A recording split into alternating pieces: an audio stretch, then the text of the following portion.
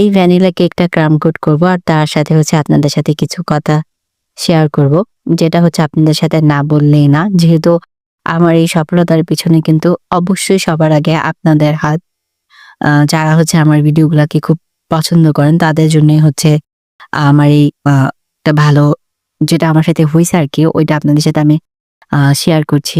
আসলে মানে আমি এত এক্সাইটেড আমি আসলে কথা ভালো করে গুছায় বলতে পারতেছি না। আবার একটু আ ভয়েসটা মানে কাঁপছে এরকমই।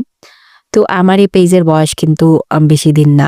আলহামদুলিল্লাহ, আলহামদুলিল্লাহ আমি খুব অল্প সময়ের মধ্যেই আপনাদের সবার ভালোবাসায় কিন্তু কনটেন্ট মনিটাইজেশনটা পেয়ে গেছি।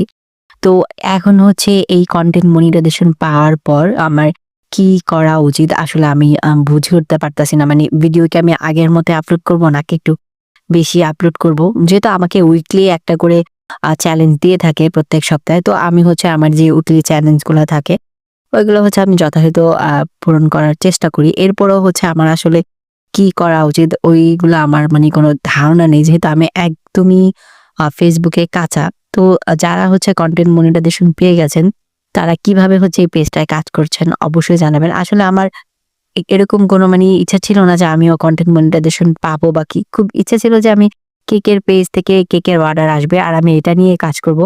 কিন্তু আলহামদুলিল্লাহ আল্লাহর অশেষ রহমত আর আপনাদের সবার ভালোবাসা আমি হচ্ছে এটা পেয়ে গিয়েছি। অবশ্যই আপনারা সবাই আলহামদুলিল্লাহ বলবেন। কারণ অনেক সময় দেখা যায় কি অনেক মানুষের খারাপ নজর লেগে যায়। যার কারণে হচ্ছে আমি অনেক সময় অনেক কিছু শেয়ার করতে চাই না। তবে এই বিষয়টা হচ্ছে আপনাদের সাথে আমার শেয়ার করতে খুব ইচ্ছে হলো। যার কারণে হচ্ছে আমি আপনাদের সাথে শেয়ার করলাম।